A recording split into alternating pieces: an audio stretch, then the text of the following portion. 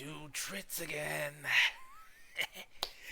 It's gonna be a good time, yes? No? Most likely not. Though we didn't get to finish part 2.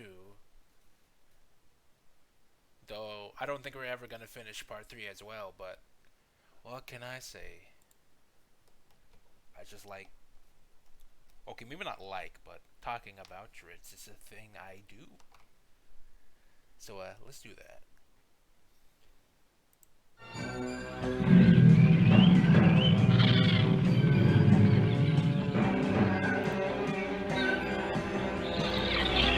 Deep within a bleak and dismal swamp, hidden beneath its murky waters, lies the headquarters of the most sinister villains of all time.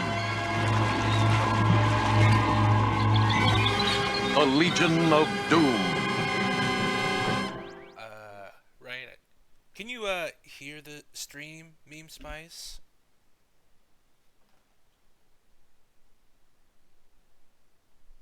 Alright, that's good. And starting up with the Legion of Doom intro. Pretty sure I said this before, but the implication here is he meant to be a villain to One Piece or something. I know he's called Dritz the Drag Down, but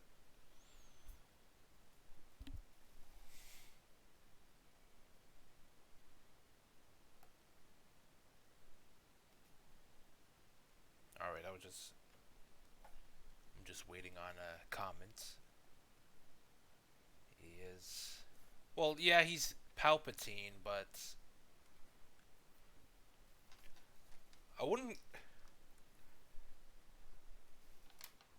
Look, if I made a video saying how bad something was, I wouldn't be using something like this, but whatever. Maybe it isn't something he really thought about too much, and I'm overlooking it, but wait, if he's the Emperor, why couldn't he use a Star Wars theme type intro instead of the Legion of Doom?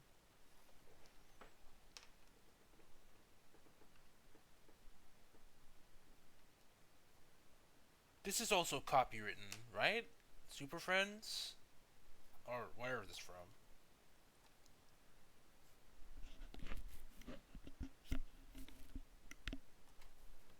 Anywho, let's just start the video. Whole Cake Island was a very controversial arc, which is something you'd know if you were in the community back then. If you go on YouTube now, you'll find old videos from, at the time, popular content creators that were made in response to the community's back and forth war on the arc. Oh wait, that last one. I think we did that last one.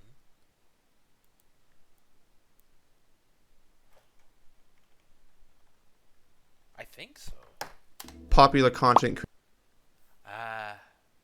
the intro, I mean, the thumbnail looks familiar. Well, I'll just...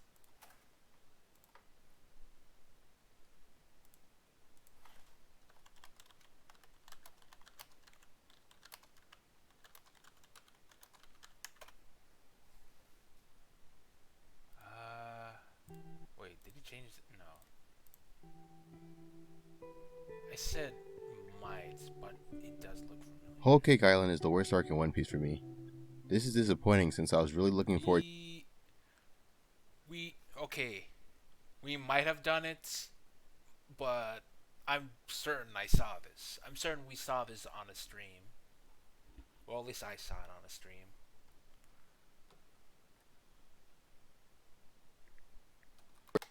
To this story. Sanji being my favorite character and him being the main focus for the arc seemed like a good combination. Unfortunately for me, I could not enjoy Whole Cake Island. First off, I'd like to say that I'm not a writer or a literature nerd who is amazing at analyzing stories. I'm just some asshole who likes to read One Piece. Well, nevertheless, I do remember seeing this.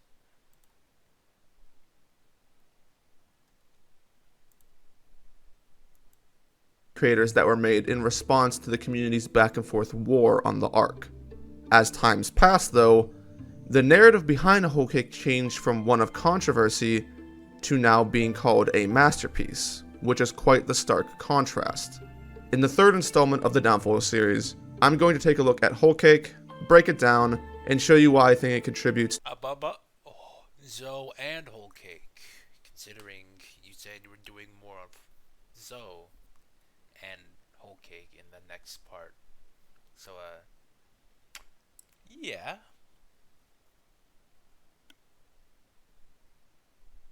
That said, great masterpiece.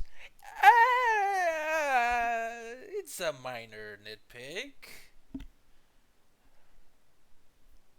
I th- well, I don't really have any issues with it. It's small. to my opinions on the time skip and One Piece's continual fall from grace. I'd like to clarify that I'm only covering the source material in this video, which is the manga. Starting in Whole Cake and being more notable in Wano, the anime for One Piece starts to separate itself from the manga and become its own thing, in the way that it changes and adds onto the story. As per usual.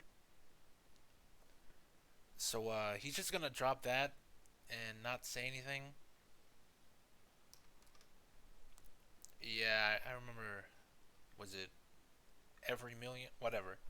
Someone said that the manga and anime were apparently different enough.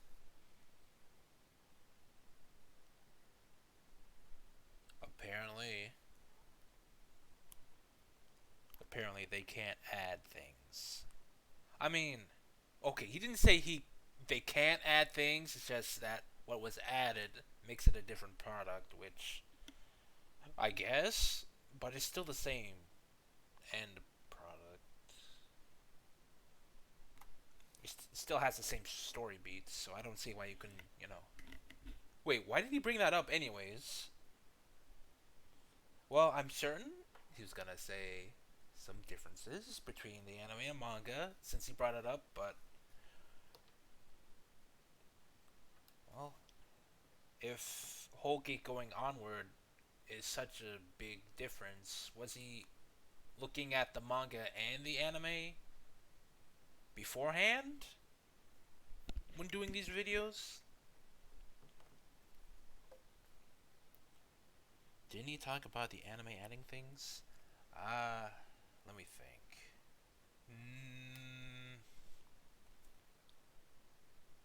No, no, not to my recollection. He didn't say anything about that up until that point in this video.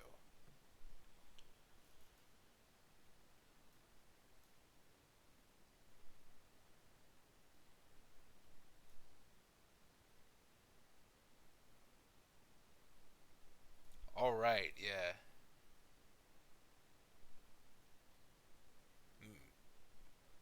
Well, unless you're referring to the big pacing issues that, well, for me, really started in, well, kind of just started in Punk Hazard, but I say it's most prevalent in Dressrosa, but whatever. At least we're talking about the pacing issues, then why was he vague about it and just said adding?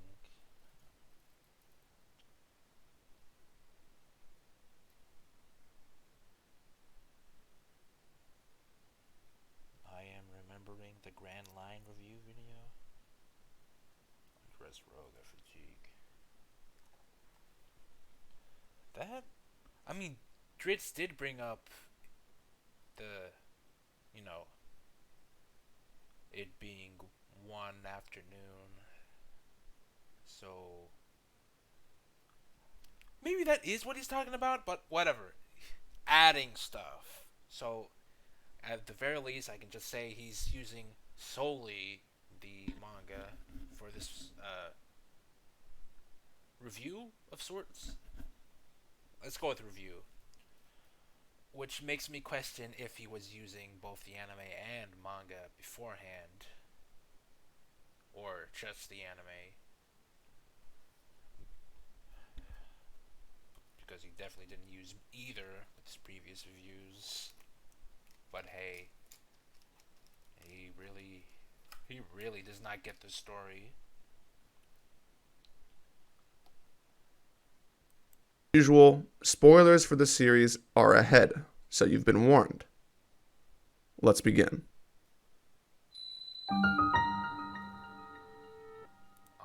No intro rap? Aw, you hate to see that happen. Come on. Where's the cringy rap? The staple cringy rap at opening.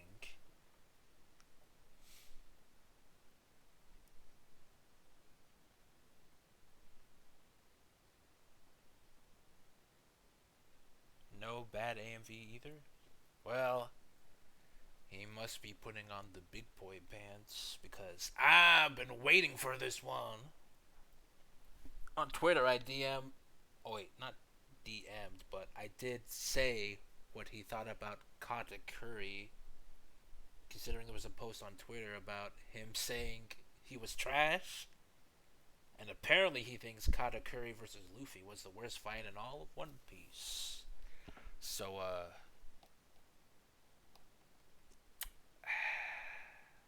oh boy. I really want to get into that. The Year of Sanji is something that you've all probably heard of. Even for the new generation of the One Piece fandom, people who caught up in Wano, I imagine it's been thrown around in conversation if you've been a part of it. This is the phrase Oda coined heading into Whole Cake as a means of hyping it up. It was the confirmation to what we all expected at the time. Did Oda say something like that? Okay, I heard about it. I definitely heard about it, but I don't remember where.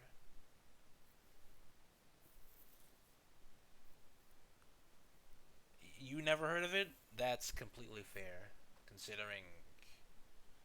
I don't know how long you've been with One Piece, but I got into One Piece around 2016, so there was just a wee bit of gap for me to potentially hear it. But apart from that, I only heard this phrase once.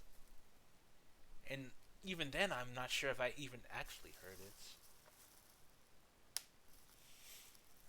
You forgot when you got into it? Wait, did it say 16? I meant to say 19. 2019. Definitely 2019. I was certainly not 16. Whatever. Nevertheless, what the point being, when did Oda say something about this quote-unquote year of Sanji? Because it's a interesting thing to say. I would like some evidence about this. Time, which was that we were getting. It was the confirmation to what we all expected at the time, which was that we were getting a Sanji-centric arc. And by that virtue, what happens with Sanji is one of the most important aspects of the arc, which is pretty obvious. If you have a character arc, then what's integral to its success is how things go with that character and what surrounds them. It's here with Sanji where we will begin because there's a lot to unpack with him. And to get to the origin of Sanji discussion, we have to turn back the pendulum a bit to Zou and what caused him to leave and be in the situation in the first place. Here are the circumstances. Capone shows Sanji the invite to the tea party, but Sanji refuses to go. Capone and Vito force Sanji's hand by whispering in his ear that if he doesn't cooperate, something bad might happen to Zeph, and then off he goes. Luffy's group arrives on Zou, meeting up with Nami's, and they have a discussion. Nami's group is aware that Sanji could have saved himself if he wanted to. There is the implication that something is going on that made him act the way that he did. Zoro pins the blame on Sanji for being in the situation to begin with, and says that they are on the path to a direct war with Kaido, and Sanji going off and potentially angering Big Mom is something that only endangers the crew. Yeah. And so, we get to the first topic of discussion. I'm fine with the recap. Was the writing of Sanji's situation and I mean, if it's, this short, then I'm definitely fine with it, but recaps should be somewhat necessary. Whatever. First topic, what was the good writing? Well, I mean, was the writing good? Yeah, whatever. To the first topic of discussion. Was the writing of Sanji's situation and decision to leave good? That may seem like a weird question to ask, but this was something that was talked about a lot in Whole Cake's discourse. At that time, knowing the imminent threat of Kaido and the trajectory of the crew heading into conflict with him, does Sanji make a smart decision to leave the crew? Sanji doesn't know how things are going to pan out with Big Mom or how long it will take. It's entirely possible that while Sanji is gone, the crew will be forced to fight a man down. The issue that some people have with this situation is that there is disappointment in Sanji not considering the other option of ignoring the invitation completely. Maybe it would have been possible for Sanji to just place his faith in Luffy and his friends to solve everything if a problem were to arise. I just realized how it's an issue because this is a lose-lose situation. Because if Sanji goes, then he will just not be with the war. And of course, leaving his Nakama behind and not getting in trouble with the Big Mom pirates. And on the other hand, they could have. I mean, they will have Zeph heads for Zanji's disobedience.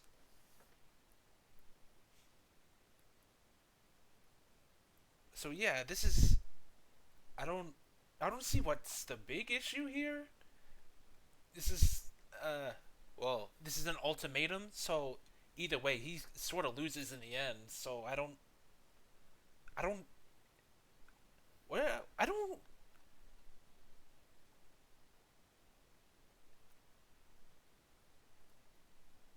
Yeah, that too.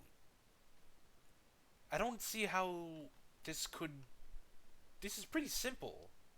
So I don't know how this could be construed as bad writing, except for, Sanji being perceived selfish.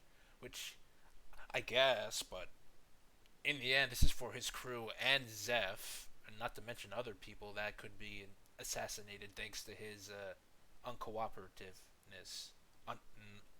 Not cooperating, whatever. Let me just run that by me again.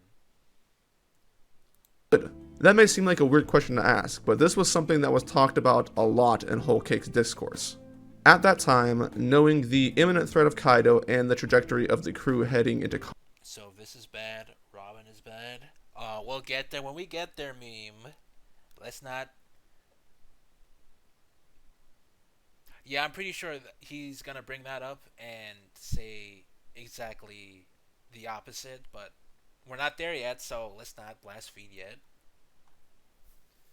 conflict with him, does Sanji make a smart decision to leave the crew? Sanji doesn't know how things are going to pan out with Big Mom or how long it will take. It's entirely possible that while Sanji is gone, the crew will be forced to fight a man down. Or he says that, but he's getting married to one of Big Mom's children.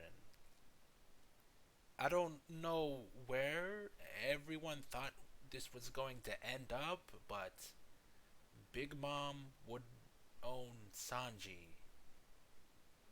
That's the situation here. Because it sounds like there's something else going on with that line of. Well, the implication is that they want Sanji, so that's why he was quote unquote invited to the wedding. So they wanted Sanji. I'm saying that's the first thing you should have associated, that they want Sanji. Even if they plan to kill Germa. The issue that some people have with this situation is that there is disappointment in Sanji not considering the other option of ignoring the invitation completely. Maybe This, I'm pretty sure he did. That's why he went along with Capone. Not to mention, it's a Yonko. Big Mom to be precise. They, well, what, who said it? But nevertheless, someone said something about. No, wait a minute. They didn't say that yet. Never mind. But nevertheless, they're messing with a Yonko here in Yonko land, Yonko territory. I'm certain somebody said something about not messing with Big Mom, but nevertheless, this is Sanji trying to avoid conflict with her. It would probably anger Big Mom as well if he did not go. I kind of don't want to say it's obvious, but considering the her introduction, well, the introduction in whole Fishman Island, and what we learn later on, I feel like this should be obvious.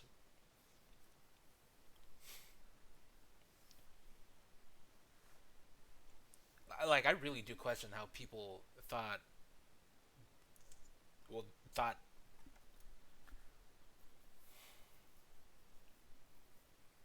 people thought Sanji didn't think this through.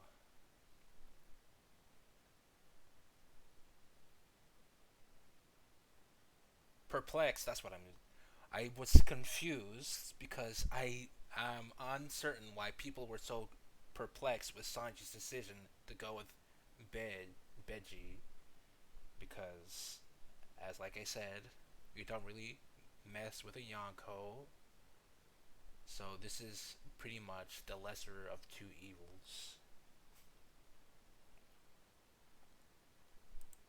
It would have been possible for Sanji to just place his faith in Luffy and his friends to solve everything if a problem were to arise. You're already going to fight Kaido, who cares about Big Mom sort of vibe. That was the thought at the time, and it's an idea that rides off of something Robin said earlier in Zou, which is that she had strong friends and it doesn't matter who comes after her. And I was someone who used to be in this crowd, although for different reasons than what I just said. I would make the case, in Sanji's defense, that it's because Big Mom is the new urgent threat that he had no choice but to leave. If Sanji ignores Capone and tells him to screw off... Did he change the avatar? Or is it because I didn't see it in for a long while? Because I think the left side of the face is a little brighter. Either way, this still looks bad.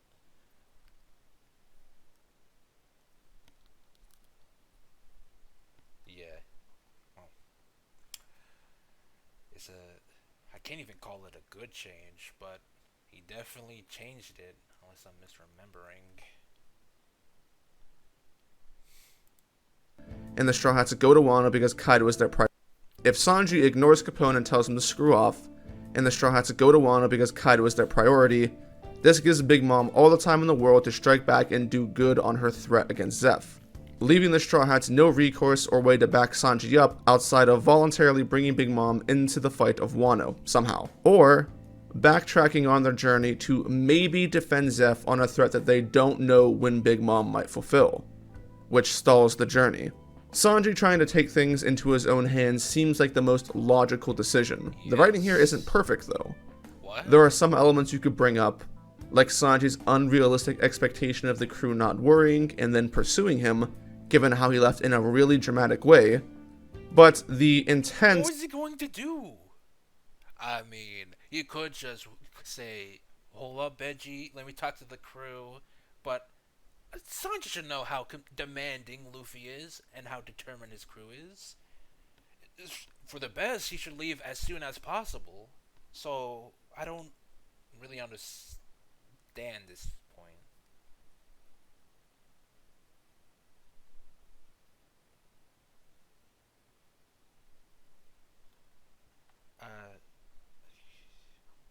Well, I was just waiting if you had some response meme. Well, I got my notion out. Pursuing him, given how he left in a really dramatic way, but the intent is that Sanji feels like he's playing it off with how his letter was written. All in all, I think it works well enough as a plot device. It's hard to deny that this entire section does a good job at building up drama and intrigue into the next arc. What is an issue, however, isn't Sanji's decision, but the writing of the atmosphere surrounding Sanji on his way to Totland and his behavior. It ends up being questionable to say the least. Sanji's plan is that he's going to go there, tell his family and Big Mom that he's not getting married, and then somehow get back home to the Straw Hats. By this point in time, Sanji's already been threatened with Zeph's life if he doesn't obey, just to attend the party, which would give any normal person enough reason to think that maybe they won't take no for an answer. On top of that, Sanji also has to deal with his shithead family that he has no faith in to uphold anything in his favor. It doesn't make sense for Sanji's situation to have been changed from Zou, where it was obvious Sanji was in deep shit and a hostage, to one where Sanji is big chillin' and thinks things will just work out. It's a pretty big mood. What? What? Are you? I mean, it's not like they're gonna drag him in cuffs and beat him 24/7. Like, what? They literally have all the power in the situation over Sanji, so I don't... You think Sanji would fight his captives and vice versa? What do you think was gonna happen? He already agreed. He just, doesn't want to go in. I mean, go with the plan. I don't understand this point.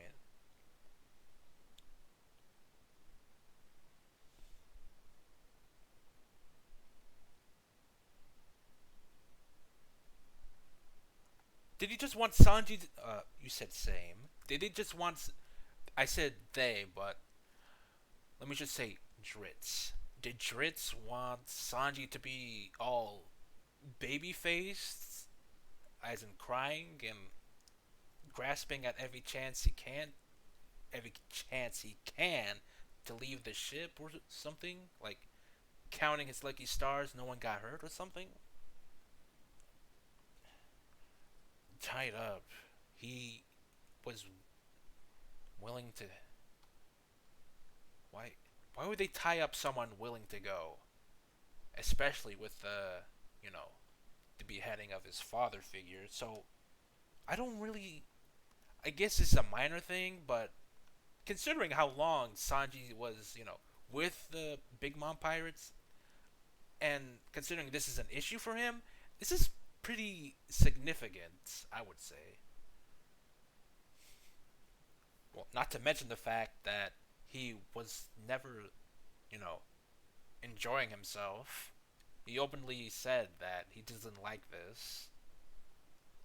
Not to mention he doesn't really smile or does anything more than a big frown. So it's not like we don't see him not enjoying himself. Which then reminds me the scene in the anime. Probably shouldn't bring this up, but I like the scene anyways with the lunch, the la lunchy thing, and where Sanji gets to pick between green tea and regular tea, and you just the music stops whenever he responds, and you just a stone face. No. And then when the teas come up and says which one he will prefer the most, and he says the green tea with such a silent voice.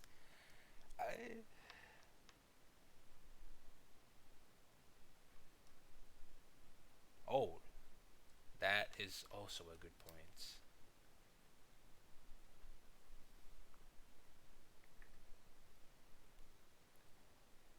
This panel is telling one of them off. So, yeah, this panel kind of also says that he's not enjoying anyone's company and just wanted to be secluded. Well, at least just wanted to be secluded. So,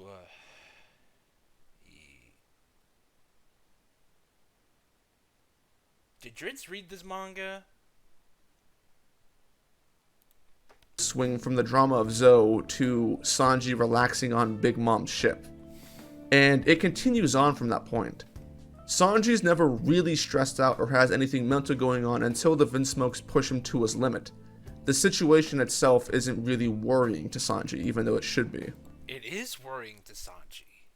He just doesn't show it. I don't. I don't. What? Not to mention, he kind of does show it with you know. Oh, this panel right here. You see how freaking frustrated he is. Up until the hard eyes gag, but nevertheless, you see him not in the best of mood in this panel right here. So I don't know. So he should show weakness to his captives. I would I would say yes, but at the same time, why would Sanji do that?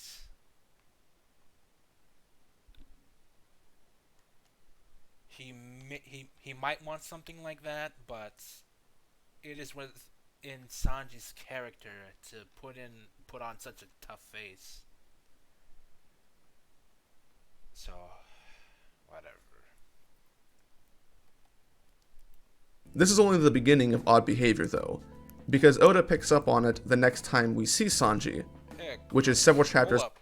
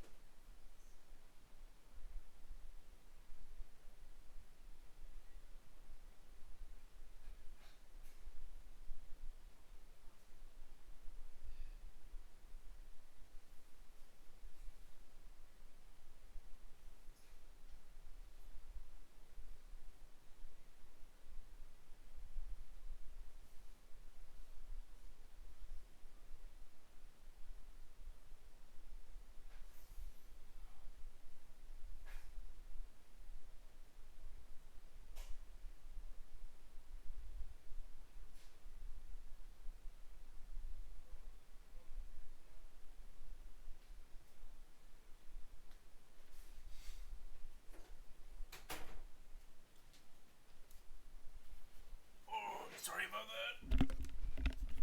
I just had, well, I wouldn't say but there was food in the oven, so I had to take care of it. Anywho, I don't think I was on a point, so let me just rewind it a little bit.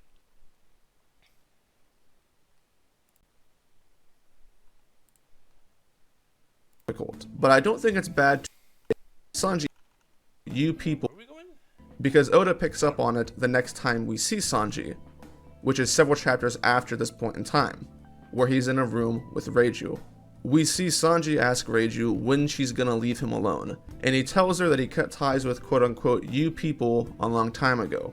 When you get later into the arc, it becomes weird looking back at this interaction between them. The last time that Sanji saw Reiju, she had been the one to give him his freedom. She cried for him, said he'd find a better life, and people who treat him right, and Reiju has a history of taking care of Sanji. Sanji even says that he doesn't care about anyone other than Reiju. He said you people. Yes, he did say you people.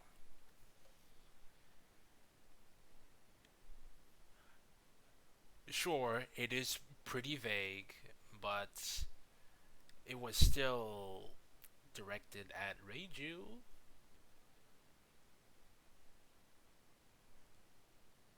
Not you specific. Well, I can see how people could look at it. I looked at it as well as Sanji not really want to be close to Reiju, but I, what am I trying to say here? I don't want to say it's a small thing, but it was definitely vague language. So I can understand if someone gets confused by this. If Oda was, intentionally saying the Germa specifically, so I can see this. Sanji when he visits her in the medical bay later on in the arc. Maybe it's just Sanji being difficult, but I don't think it's bad to assume or to expect that Sanji should have thought of Reiju differently than how he treats her here. He already For a sec, I thought he was going to. What? You know what? Considering the opinion on the Discord, sure, but why would he just randomly random? Oh, that the you people line. That would be interesting considering they're blood related. So no, even less of a chance of that being something you would say. I mean, not impossible, but you people.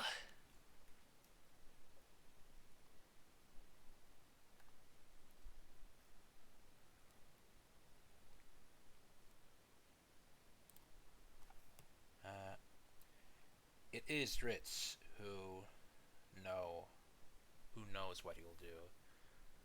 Well, we'll see. We'll see what he says. should have thought of Reiju differently than how he treats her here.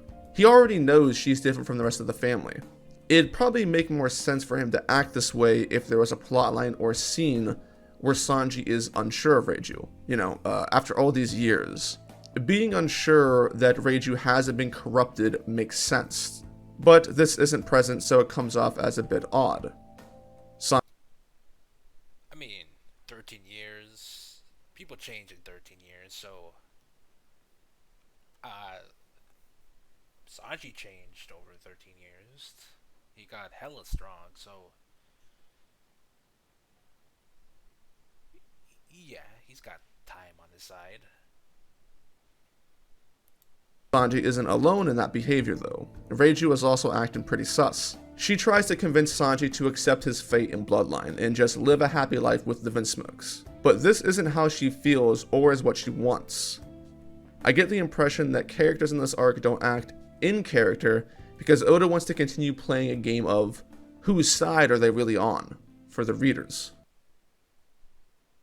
I mean, this could be Reiju trying to make Sanji comfortable, playing into his personality.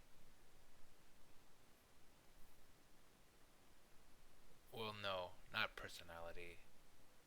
Just trying to make him comfortable, like a good older sister would, I guess. Most likely. Nevertheless, she would definitely try and make Sanji comfortable. She usually does. We don't spend too long with Sanji and Reiju before Judge shows up and is introduced.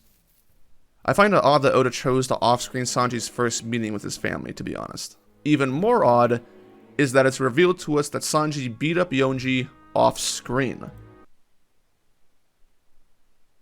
Alright, I only read One Piece up until Baratier, and I'm currently reading Wano.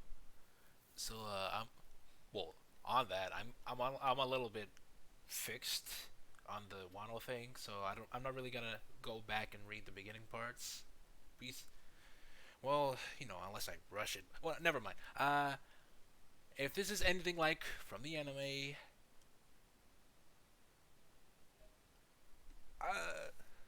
they implied that they fought, right? I mean, they kind of did show Sanji kick Yanji, but they had a confrontation, right, in the manga?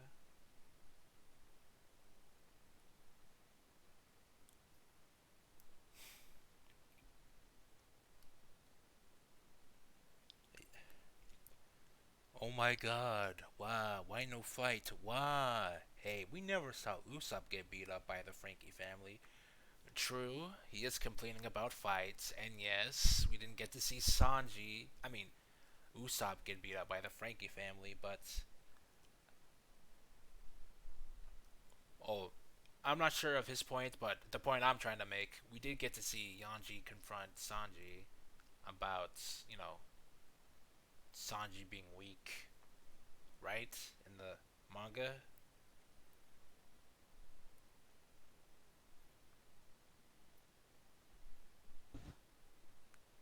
Are you looking it up, meme? You think?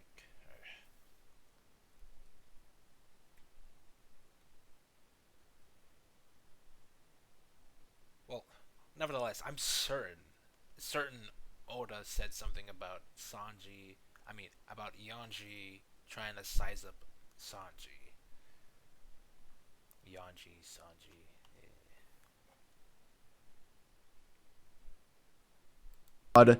Is that it's revealed to us that Sanji beat up Yonji off screen, which is an order of magnitude worse than off screening Sanji meeting his family for the first time.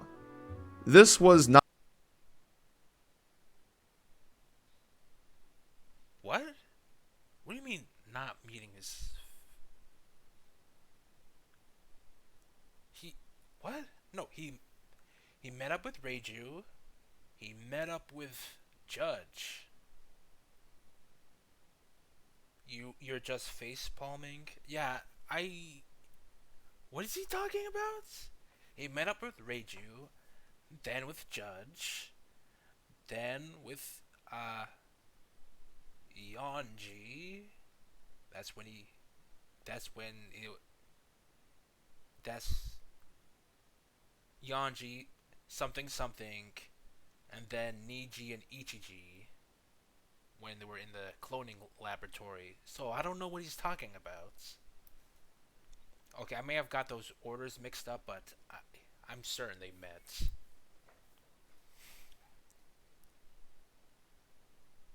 I don't know. I think this man's lying.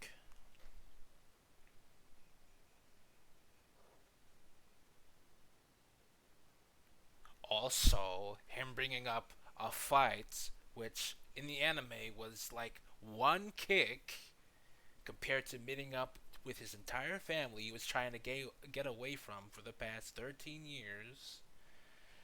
Uh, I don't know. They seem kind of comparable, but of course, the fight is more important than the 13-year grudge,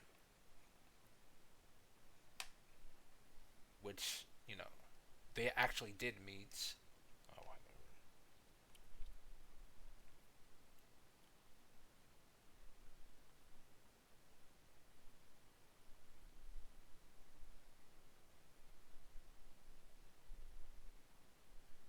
well, you can tell it was one kick that did him in, but it could have been more than one kick.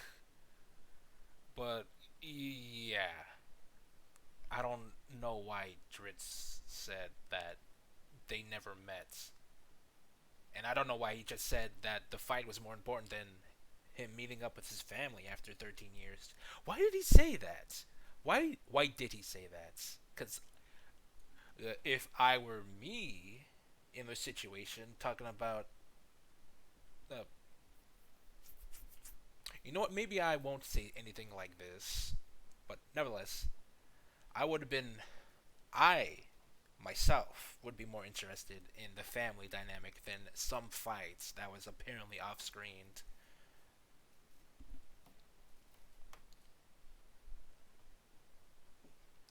Especially when it's one kick. Maybe, most likely. Not only a mistake to off screen, but it was a huge mistake for it to happen at all. Considering how much of an asshole the Vinsmokes end up being, Sanji beating up and serving one of his douchebag brothers is definitely something you would want to show the fans, especially if you don't have any plans to show it happening at any other point in the arc. It was often theorized. I I may not have read the manga, but I am certain that Ichiji and Niji did.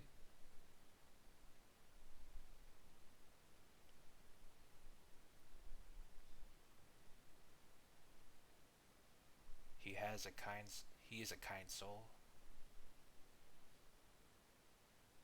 but he kicked Yanji. Well, whatever. Like you said, doing some revenge on Sanji for messing up with Yanji.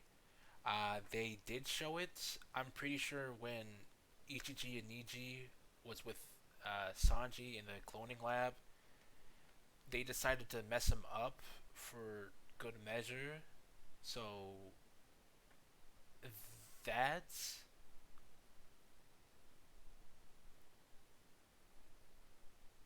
I don't. They did whatever. They did do something to him, is what I'm trying to say. I don't know what Dritz is trying to say here, but something did happen from that. I guess he's saying it didn't happen because Yanji got hit, but he did get some beat down. You don't have any plans to show it happening at any other point in the arc. It was often theorized as this arc was ending that Sanji would fight Ichiji or Niji. And if something like that had happened, off-screening Yonji as a writing decision wouldn't matter because the audience would end up getting something better later on, since Ichiji/Niji are, stronger opponents. First off, stronger. Why and how? Second off, why would they? Why would? Why would they? Why would they? Third off, Sanji can't really do much, period, and he was just smacking down Yanji because he came up to him and he was alone. I don't care. I don't know their numbers. They're just listed on oldest to youngest. So what the? And fourth off, we did get to see something because, like I said before, Ichiji and Niji fuck up Sanji's face. Wasn't that a blind side? I think, yeah, I'm pretty sure. Sanji was fast. Sanji was fast. Yanji couldn't keep up to him, and he kicked him to the side of the face. So, technically, it was a blind side.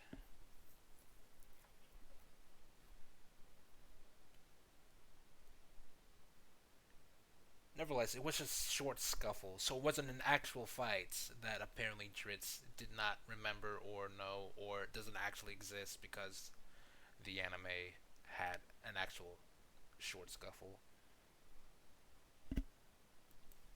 More importantly, the implication of Sanji beating Yonji is completely lost on the narrative, and it's lost on the Vinsmokes themselves.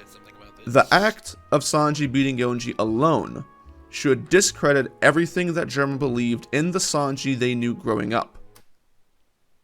This is the moment I was talking about, Sanji getting messed up, and I'm pretty sure it's just an overconfidence thing. That's why they didn't really have any doubts about Sanji's strength. Not to mention, he again in this moment, he doesn't really do anything to them because he willingly let himself get beat up by them. So it's one part arrogance and one part Sanji willingly letting himself get belittled by his brothers. Besides, Yanji himself was saying it was some sort of fluke and a blindside, and that's how he got the edge onto him. So even after Yanji got hit, he was still confident in his abilities.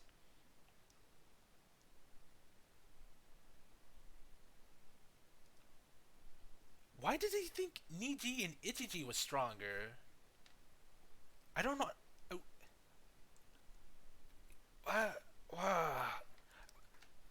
I'm gonna be stuck on that because that's just ridiculous. It's not like they ever demeaned each other for their strengths. Something. If anything, Reiji should be stronger. Because one touch from her and she's like, well, you're dead in about 2 seconds. Okay, yo. Oh, that's... Alright, that's a clip from the anime. And I presume he's not going anywhere near the anime for this thing. So, if you could get a manga chapter, that would be muy bien.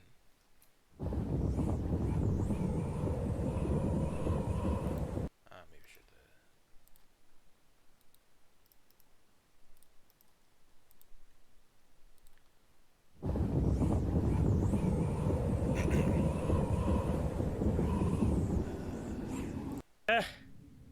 やっと会えたな。驚いたぜ。よ。にはあるんだよ。出来損ないのお前に選択権なんて。消えろと言ったんだ。そうかよ。じゃあお前の力で消してみな。破るジャンブバージェス読んで父に代わり言ってやったんだ。昔の調子でな。そしたらこうだ。許さねえ。Yeah, like I thought, he was still confident in his abilities, so...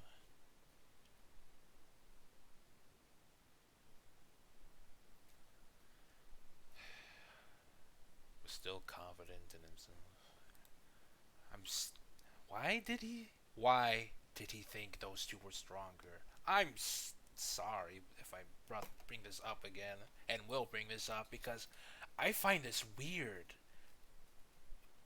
They should be around the same strength, because it's not like one is inherently stronger than the other, except for maybe Reiju with her poison thing.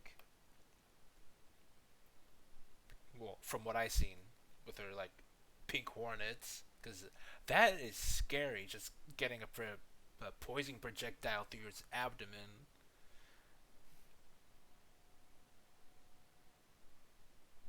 Well, whatever. The Vinsmokes believe... Yeah, but would he not want to bring this up? It will take too long. Forget it. Yeah, he could just compare what the anime did to the manga, but that would be unnecessary since he's just, looking at the source material, the manga.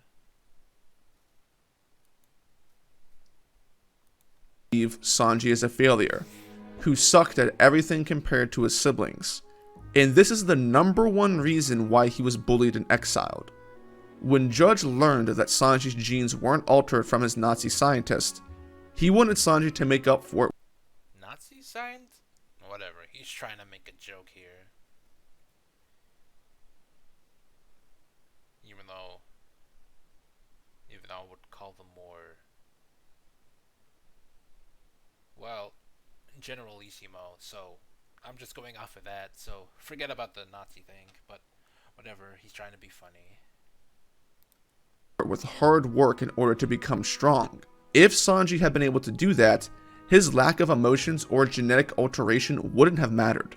The Vinsmokes are all under the same impression before they meet Sanji, which is that Sanji's ass. So, when Sanji comes back from emotions or in order to become strong, when Judge learned that Sanji's genes weren't altered from his Nazi scientist, he wanted Sanji to make up for it with hard work in order to become strong. If Sanji had been able to do that, his lack of emotions or genetic alteration wouldn't have mattered. The Vinsmokes are all under the same impression before they meet Sanji, which is that Sanji's ass. So, when Sanji comes back for the first time in a long time and he immediately and easily dispatches Yonji, this should be an eye-opener for the brothers and for Judge, whose entire belief system is centered around the idea that his altered kids are what's going to make him strong and get Jinra back on track. Even though Judge has to resort to teaming up with a Yonko to take over a territory that isn't ruled by any of the world's strongest factions, but whatever. Judge even says to Sanji that Yonji is strong, so if in Judge's world, Yonji is strong, even though he's ass, if a... What did Yonji... What did Yanji do? What did Yanji do? What didn't Yanji do? Whatever. What did Yanji do? What didn't Yanji do? And why are you just bringing up this shade?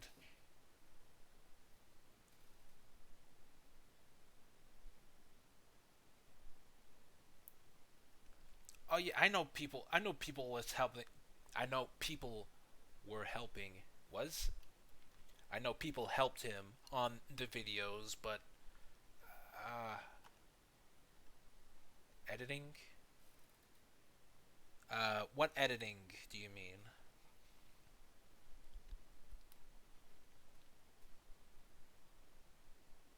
You mean the teaming up with a Yonko to take over a territory that isn't ruled by any of the world's strongest factions, but you know, whatever. Judge even. You mean this panel? You know people trained Ritz. No, I mean Sanji trained the Sanji ass. Oh, you're saying you think that they would think Sanji wasn't going to be ass? Or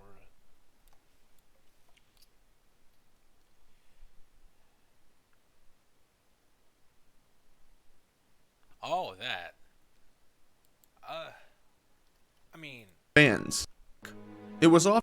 I didn't really Wouldn't Meiji all beating everything that Sanji is. A number of these genes weren't all genetic, which is that Sanji's ass. So, when they're all under the same impression before they meet Sanji, which is that Sanji's ass. I think you just said that fast, so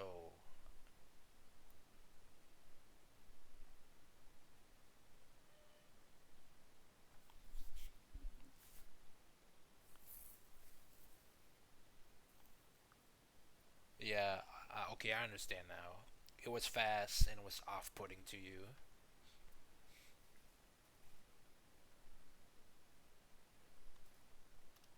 I should really put this text up in the video. Oh well. And easily dispatches Yonji's entire beliefs on track by any of the world. I better get an I hope to get an exclamation on why Yonji was, you know, weaker than Ichichi and Niji. Probably not gonna get it, but we'll see. Yonji is strong. So, if in Judge's world, Yonji is strong, even though he's ass, if a failure like Sanji is able to mess him up, what does that say about Yonji? And what does that say about Sanji? I'm stronger. I'm smarter. I'm better. I am better. I'm not some weak-kneed fucking crybaby that goes around fucking apologizing all the time. And why the fuck would you want me to be? The answer's pretty obvious, right? And Yes. things like this just keep happening. Yes, this is pretty obvious. Judge later on tests Yanji's skill and confirm that he is still weak because he's unable to do any damage to him, even though he, willingly let up because he was using human shields. And yes, cool meme, bro. Is a pretty funny reference you did there. Instead of, explaining what the hell you just meant.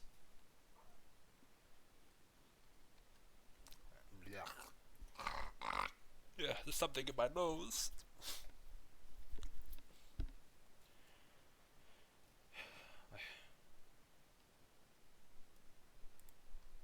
Fucking apologizing all the time. And why the fuck would you want me to be? The answer's pretty obvious, right? And things like this just keep happening, which don't affect Judge or the Vinsmokes. Judge sees and comments on the fact that Sanji can use Haki, which again, tells you a bit of what Sanji has accomplished with no raid suit. But that's not all. Let's talk a bit about the relevance of Sanji using Diablo Jambe against Judge. The community and fan perception of Diablo Jambe was completely different prior to Whole Cake and Wano. We all thought that Diablo Jambe was a liberty Oda was taking with his story. It was an ability that had some cartoon logic. Sanji spins around so fast that his leg catches fire. It makes sense. And at some point, Sanji stops spinning to do Diablo Jambe. It was commonly speculated that Oda did this because he didn't want to draw Sanji spinning every single time he used it. Or Sanji just found a way to do it without spinning in the timeskip, and that indicated some mastery over the ability. Others even bought into the explanation that Sanji gives to the audience, which is that his passion is so hot that it's related to his flames and all that. Once again, this is cartoon logic that you can understand, but Wano recontextualized. What's the point of it being cartoon on? Why putting it like it's cartoon logic that you can understand when it could just easily be a stylistic choice or, you know, purely a way to activate it? I'm just find it weird how he's using the term cartoon logic when, you know, it could just be in-universe logic. Because, not to spoil anything, but this is not real life. This is cartoon logic that you can understand, but Wano recontextualizes the entire origin of Diable Jambe. Queen tells us that it's impossible for normal humans to do what Sanji does. Sanji's explanation about his passion is put into question, and the entire fight against Queen is about Sanji's Germa abilities awakening because of the raid suit, implying that Diable Jambe could have been a part of that the whole time. Queen's first reaction to seeing Hey, why are you telling us this, Dritz? It shall be important later, because he's doing a review or commentary on